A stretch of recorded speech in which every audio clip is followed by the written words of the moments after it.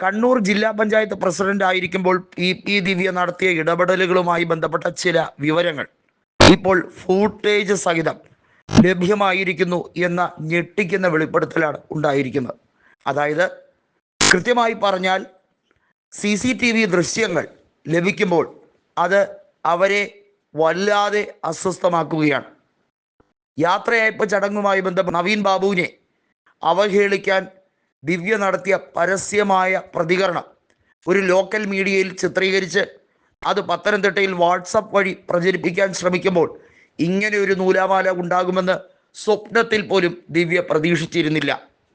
അവരെ വെള്ളപൂശാൻ ശ്രമിക്കുന്ന ദീപക് ധർമ്മടം അടക്കമുള്ള ചില മാധ്യമ പ്രവർത്തകർ അവർ ഇടതുപക്ഷത്തിന് വേണ്ടി ഏതറ്റം വരെയും പോകും എന്നുള്ളത് വീണ്ടും വീണ്ടും തെളിയിച്ചു കൊണ്ടിരിക്കുകയാണ്.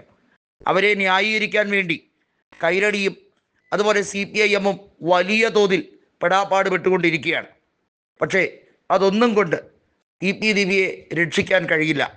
അവർ SFIക്കാരിയായി കോളേജിൽ പ്രവർത്തിച്ച കാലം മുതലേ ഉള്ള അവരുടെ പ്രവർത്തന ശൈലി ഏതു തരത്തിലാണ് എന്ന് വ്യക്തമായി ബോധ്യമുള്ളവർ ഓരോ വിവരങ്ങൾ പറയുന്നത് കേൾക്കുമ്പോൾ നെഞ്ചിടുപ്പോടെയാണ് മഞ്ജുഷയും കുടുംബവും ഇവരുടെ ഈ അപാര റേഞ്ചിനെ കുറിച്ച് മനസ്സിലാക്കിയത്.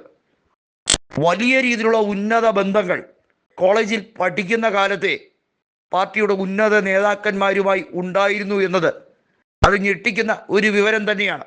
കാരണം 18 വയസ്സ് മുതൽ തന്നെ അവർ കൃത്യമായി ഹോംവർക്ക് ചെയ്തുകൊണ്ടാണ് രാഷ്ട്രീയത്തിലേക്ക് ഇറങ്ങണം എന്ന് വിചാരിച്ചത്.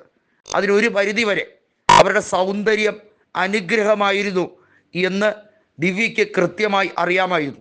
അതിര് കവിഞ്ഞ അഹങ്കാരവും വലിയ തോതിൽ അത് കൈമുതലാക്കിക്കൊണ്ടായിരുന്നു ദിവ്യ കൃത്യമായും രാഷ്ട്രീയത്തിലേക്ക് ഇറങ്ങിയത്.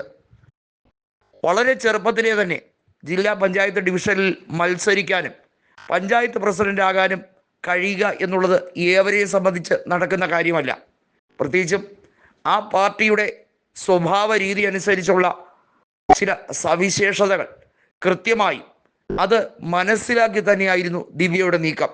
അതുകൊണ്ട് തന്നെ ജില്ലാ പഞ്ചായത്ത് പ്രസിഡന്റ് ആയതിനു ശേഷം അവർ നടത്തിയ ഇടപെടലുകളെ സംബന്ധിക്കുന്ന ചില വിവരങ്ങൾ ഇതിനോടകം തന്നെ ഓൺലൈൻ മാധ്യമങ്ങൾ ശേഖരിച്ചു വെച്ചിട്ടുണ്ട്. പ്രത്യേകിച്ചും കണ്ണൂരിൽ പ്രധാനപ്പെട്ട 2 പ്രധാന ഓൺലൈൻ മീഡിയകൾ അവരെ എങ്ങനെയാണ് വലിയ രീതിയിൽ പുകഴ്ത്തിയത്, അതിന് കാരണം എന്തായിരുന്നു എന്നുള്ളത് വസ്തുതാപരമായി പരിശോധിച്ചു വരികയായിരുന്നു.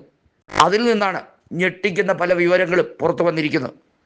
പി ദിവ്യ മാഫിയ സംഘങ്ങളുമായി ബന്ധപ്പെട്ട് നടത്തിയ ഇടപെടലുകളെ സംബന്ധിക്കുന്ന വിവരങ്ങൾ കൃത്യമായും ഏകീത കൈയോടെ പൊക്കിയതിൽ വലിയ അസ്വസ്ഥതയാണവർ. അവരെ ജില്ലാ കമ്മിറ്റിയിൽ നിന്നും പുറത്താക്കി ഏരിയ കമ്മിറ്റിയിൽ പോലും അംഗമാക്കാതെ അവരെ ബ്രാഞ്ച് കമ്മിറ്റിയിലേക്ക് തരം താഴ്ത്തിയത് അവരെ അസ്വസ്ഥയാക്കി. ശശിയുടെ വേണ്ടപ്പെട്ടയാളായ അവരെ തടയാൻ മാത്രം ധൈര്യമോ എന്ന ഒരു ധ്വനിയായിരുന്നു അവർക്കുണ്ടായിരുന്നത്. ഇപ്പോഴിതാ ദിവ്യയ്ക്ക് മറ്റൊരു കുരുക്കും കൂടെ വന്നിരിക്കുന്നു.